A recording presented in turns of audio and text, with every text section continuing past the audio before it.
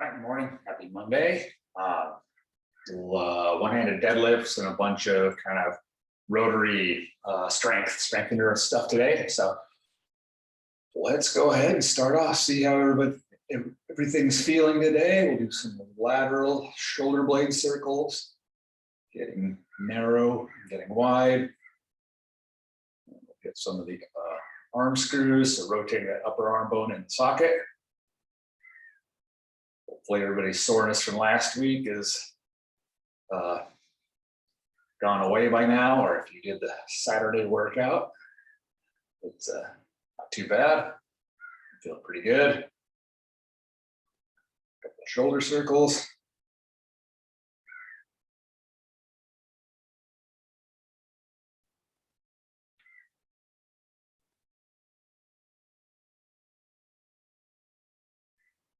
Snap, crackle, pop going on there. Oh, and side bends. Reach up. Nice rotation to the side.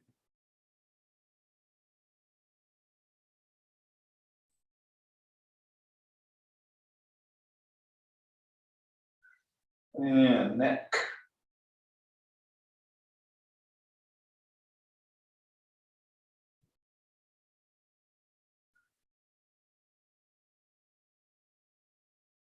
Shoulder blades to the front, back,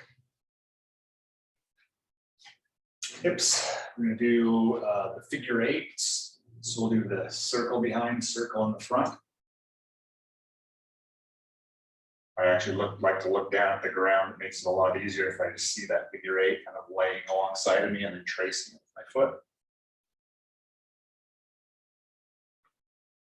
The other side.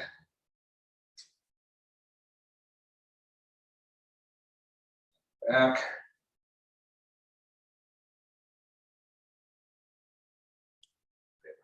More standard hip power up to the side. Rotate heel to butt.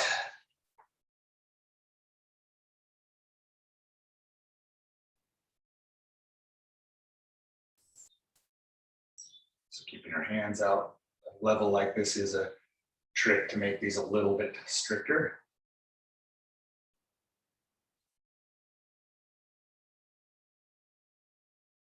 Okay, and then 5 ankle circles per direction.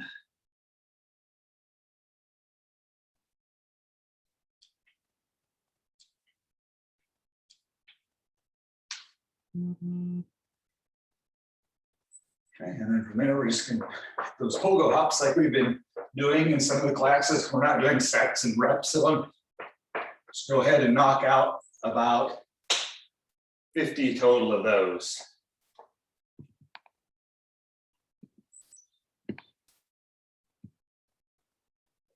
Okay. For 50 total done there, and then we'll go into our old school squat series here. So 5 squats.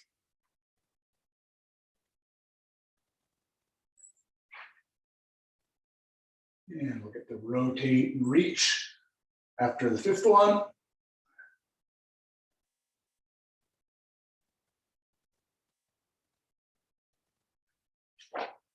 Come nice and narrow. Squat to kneeling.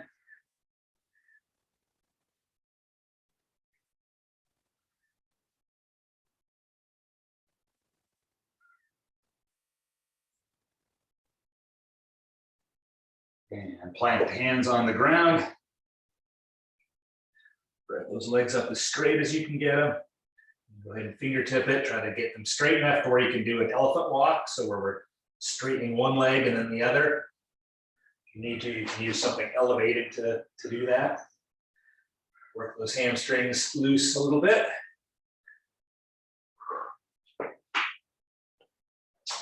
Okay, and that is the first part. We're going to move into part A. So some jumping stuff. We've got our kettlebell or dumbbell jump squats.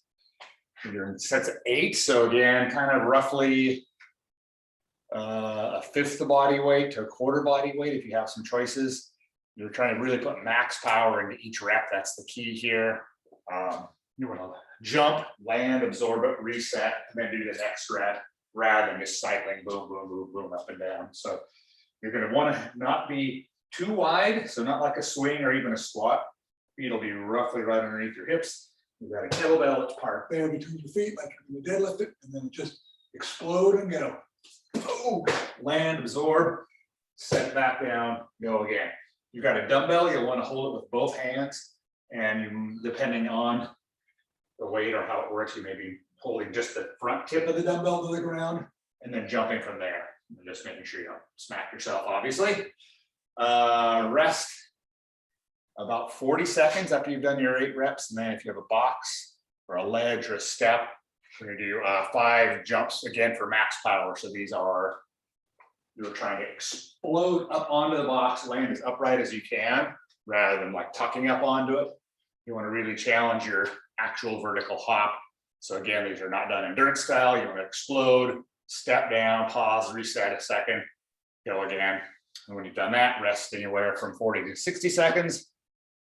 And we're doing 3 rounds of that as indicated. So go ahead and knock that out, and we'll talk about part B in a second.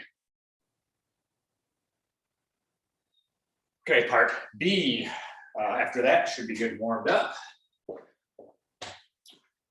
We've got the one hand deadlift. So we did these a few weeks ago. Today, the plan is to do 3 sets of 5 per side. But you want to get in 3 or 4 lighter warm-up sets before you start counting your work sets. Those of you with dumbbells and kettlebells can do this exact same thing. So you guys would do AMRAP, leaving a couple in reserve, so about 2 reps in reserve per side, depending on the weight you have. If some of you might have heavy enough weight, you can make sets of 5 pretty challenging of this. Cool. If not, then you're going to have to do higher reps to kind of get the same effect. But whether you're using a dumbbell, kettlebell, or barbell, the technique is basically the same. This particular one, we stand straddling the barbell. You're going to have to find center, just like when we do the suitcase deadlift. I would recommend a hook grip. And then we're getting ourselves nice regular deadlift position. Shoulders going to be retracted. And then you're lifting from there. You probably won't be able to lock completely out just by the position the bar is in. So as long as you're up as straight as you can, that's good. Maybe somebody has super long arms and you can completely lock out and upright. If you've identified you've got a weaker side, like all the single-sided stuff, I would start there first. I know the last time we did these, I learned that my left hand failed at the heavier loads. Something about the whole upper shoulder, girdle, rib cage complex didn't want to stabilize anymore. So these are kind of great to troubleshoot some of those imbalances. So have fun with that, work your way up. Let's see, anything else? Oh, again, with your barbell folks, right, you've got that front to back tipping thing, just like the suitcase version. Remember, if you pick it up and it nosedives either front or back, don't let go, set it back down, and then slide your hand in that slight little bit. If you set it down and you completely let go, then you're starting from scratch and you're just as likely to be in the wrong position on the next rep. So a little tip there. So hit pause and we'll do part C after that.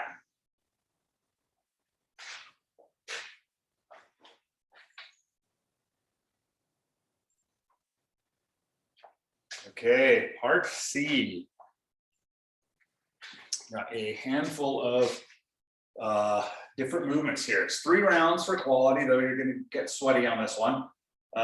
We've got a complex of the half kneeling clean and half kneeling press. So half kneeling, of course, is when we're on the ground, stacked vertically like so. This foot can be like this or this. Probably I would suggest padding your knee. So the clean, it's your same swing clean that we would do from standing, but it's a shorter movement here.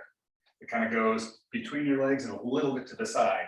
So what you're going to do is 5 of these. On the 5th one, keep it in the rack, 5 presses. So 5 per side. If you've got a dumbbell, same idea. You can hold the dumbbell and you're going to still get that same swing to clean it up. You won't really get a lot of pop without the swing. So swing, clean the dumbbell. And switch sides. Next thing is heavy rope singles. If you have it, 75. Regular jump ropes. If you don't have a heavy rope, no jump rope, 75 pogo hops. Then back to the kettlebell or dumbbells. We have the inside circular clean. So we haven't done this one for a while. This one's a little bit tricky. It really has a lot of core tension using this one. Basically, you're going to project the kettlebell across your body. It's going to swing across and it'll catch it on the other side.